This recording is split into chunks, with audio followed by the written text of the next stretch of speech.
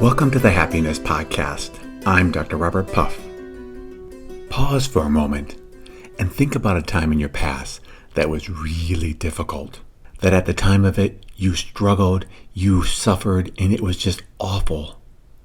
And now think about that time again.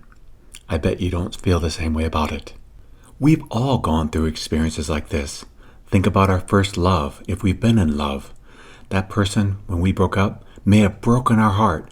And perhaps it was so bad we wanted to end our life. And now we can think about them with no feelings at all. What's going on here? I remember when I was an undergraduate in university, I knew these two women quite well. One was very driven, the other was just glad she was in college. Well, they both had the same class one time, and one got a C, and she was so proud of herself because she was just glad she was passing the class. The other person that I was friends with ended up getting a B+ on the test, and she was devastated. I mean, truly, it was awful for her because she had expectations. She had beliefs that she needed to go on and get her PhD in psychology. Otherwise, she was a nothing, a nobody. And guess what? She ended up getting into a doctoral program. But you know what happened? She had a severe psychological breakdown during her doctoral program because all that pressure, all that belief system that she had to be perfect just collapsed on her. The other woman wasn't able to finish college, and she went out and got a job that she really enjoyed. And last I've heard of her, she's really enjoyed her life. We've all known people or heard of people who have amassed a fortune and had everything, and then they lost it, maybe legally, maybe through a stock market change, maybe through a real estate scandal, maybe through a lawsuit. And what did some of them do? They jumped off a building. They put a bullet to their head. Why would they do that? Because even with their loss, they had so much more than other people around the world have. What would cause someone to make such a drastic, horrible choice in the face of calamity? It's because of our beliefs. We're unhappy because we believe certain things, and those beliefs shape the way we see our world. And now I'm going to say something you may not like, but I do ask you to just be patient with me and be open and see if perhaps there's a little bit of truth to what I'm saying. And what I'm going to say is this: our unhappiness is irrelevant of our external circumstances. Our unhappiness comes from our beliefs. But Dr. Puff, how could my beliefs shape my unhappiness? There are really certain things that happen or are happening right now in my life that are causing me to be unhappy. They're just bad and I don't like them, and they're making me unhappy. Okay, now for an instance, imagine the 7 to almost 8 billion people on the planet. Can you imagine at least one of them going through what you're going through right now and being okay? And not only being okay, but actually being happy. For example, let's say right now you really want to be in a relationship. You're single, you don't like being single, it's not the journey you've chose, and you're unhappy because you're single. It makes a lot of sense, it seems logical. But aren't there, of those 7 to 8 billion people, some of them that are single and happy? Of course there are. I'm not trying to be silly, I'm just trying to point out that what we believe, our thoughts, affect the way we feel. Now again, we may not want to change these thoughts, but we need to acknowledge they're the reason we're unhappy. The external circumstances are somewhat irrelevant. What's relevant is what we think about them, what our belief systems say we ought to do or not do. And these beliefs are shaped by our history, by what we were taught, by what we're exposed to all day long, and even where we live. Everything shapes us externally. And these external shapings of our beliefs cause us to be unhappy. It's not the circumstances. There are people around the world in our exact same situation that are doing fine. They're doing really well. It's because we believe certain things that we get unhappy. And when we realize that, then we can begin to really question our beliefs. Let's use another example. I think they're helpful. Let's say we're midlife and we lose our job. There could be a plethora of reasons why we lose our job. Perhaps the company went out of business. Perhaps we got outsourced. Perhaps they brought someone else new in. Perhaps we didn't perform as well as we used to. But whatever the circumstances, they're somewhat irrelevant. What's relevant is what our belief system says. If our belief system says, I cannot lose my job, that is a horrible, shameful thing of me. I need to throw myself off a cliff, or I need to start drinking myself into oblivion. I know that's extreme, but people do that. We all know people that do that. And they're not doing it because of what happened. They're doing it because of their beliefs. Because we all know people who have lost their jobs and are very glad about it and have adjusted well and found even encouragement and excitement in that loss of the job, because now they can do what they want to do with more time, with more leisure, and it encouraged them to move forward. We all know stories about this because that was their belief system. When I was in high school, I was working at a fast food restaurant and I worked my way up. And even though I was just in high school, they just kept on promoting me. Well, I had no intention of staying there for the rest of my life. And some of my friends asked, are you going to? I said, no, I'm going to go to college. There was nothing wrong with working in the industry. I just wanted to go to university. So one day I came to work and I got fired. The manager that worked there fired me. He wasn't very clear on the reason he was firing me, but he did. And I left. And the next day I got another job because I had just a summer left and then I was heading off to university. And that was fine. Now, some of my friends wanted me to create a belief system that what he did was wrong and unjust, and I should push back and fight or be angry about it.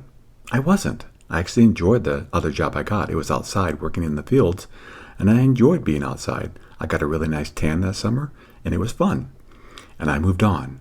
Now, I did find out later that the manager fired me because he was stealing from the company, and he thought I was on to him. I wasn't. I had no idea he was stealing, but they found out, and then he went to prison. Again, it all boils down to how we think about things. I know right now, if you're going through something hard that's making you very unhappy, it feels incredibly justified, and there's no other solution for it. You're just unhappy. But that is just not the case. It's that way because you believe certain things. And those beliefs definitely are making you unhappy. But it's the beliefs, it's not the circumstances. Change the beliefs, and then happiness will be found. Now, what do I mean by that? Happiness will be found. Well, our natural state, when we're not creating stories or having a restricted belief system, is one of happiness, of peace. We're just naturally happy. There's so much to explore. There's so many things to engage with. We haven't even differentiated between what's supposed to be and what's not supposed to be. It's our beliefs that cause us to suffer. And our beliefs can help us not to suffer. Let me use a good example. I think a lot of people, particularly women, would like to have children. That's a nice, good goal. It is. There's nothing wrong with that. Now, how we have children, if we're going to have children, that's where the belief system kicks in. Because we believe at a certain age, I need to be a mom, or we believe I need to have so many kids, or if we believe I have to outlive all my kids, then we're setting ourselves up to suffer. Because those belief systems aren't based on truth. The truth of it is, we may not have kids. We may not have kids by a certain age. We may lose a child before we die. These can happen. And the good news is, when our belief system isn't so strict, when we give it some wiggle room, then what happens is, let's say we're 35 now. We realize, well, I haven't found my mate yet. And that means I don't have any kids. So what am I going to do? If your belief system is, well, my life is over now, I'm toast, it's horrible, I can't believe this, we're going to go into a severe state of unhappiness. But if we don't have the belief system, we'll say, okay, I'm 35. I could perhaps go to a sperm bank and use some sperm. I could adopt. I could maybe adopt some pets instead of having kids. And then when we have those kids, we could say, okay, I know they may not outlive me. I hope they do. But I'm just going to really enjoy them because they're so precious. And if something were to happen with them, of course I'm going to grieve. But that's different than suffering. Suffering in the sense of, this isn't supposed to be happening. That's where suffering comes from. Sadness is just natural. It's healthy. It's good. Suffering, unhappiness comes from that we have beliefs. And those beliefs say, it isn't supposed to be this way. So when we adjust our beliefs, and ultimately have very few beliefs, our lives go a lot better. So we want to end with a really tangible thing that we can all do right after we're done listening to this talk. Okay, what we do is we get off of here and we write down what's bothering us, what's making us unhappy right now. Write it down. Maybe that list will be long. Maybe there's a whole lot of things that are making us very unhappy campers right now, but we write them down. Then, if there's more than one, we look at it one at a time. We say, okay, what belief system is supporting this unhappiness? That's right. We have to really be honest and say, what do I believe is true that is making me unhappy in this situation right now? Because there's a belief system supporting that unhappiness, period. Look at it and say, what do I believe is true? What I believe is supposed to be happening. And the thing you're really going to look for is what I call an attachment. There's something you're attached to. Like, for example, you're attached to being healthy. And perhaps right now you're not healthy, and that makes you unhappy because you believe you should be happy. But that's a belief system. The should there is a belief system that you should never suffer and you should be perfectly healthy until the day you die and you fall asleep and you die. And you're probably at least 95. That's a belief system and probably not a very true one. And the truth of it is, it's very easy to see the flaw in that one. But there's going to be a flaw in your belief system too. There is. And you have to find it. You're like a surgeon trying to figure out, where's that flaw? What am I believing that is supposed to be true, that I need to be true, that I have to have happen? Because that have to, that desire, that attachment is what's going to cause you to suffer. Let me use an example. Let's say right now you're going through a divorce. But you don't understand, Dr. Buff. I wasn't supposed to get divorced. I never wanted to get divorced. It's so shameful. It's so awful. Well, guess what? When you got married, you had a 50-50 chance here in the U.S. to end up getting divorced. So that was kind of a silly belief system.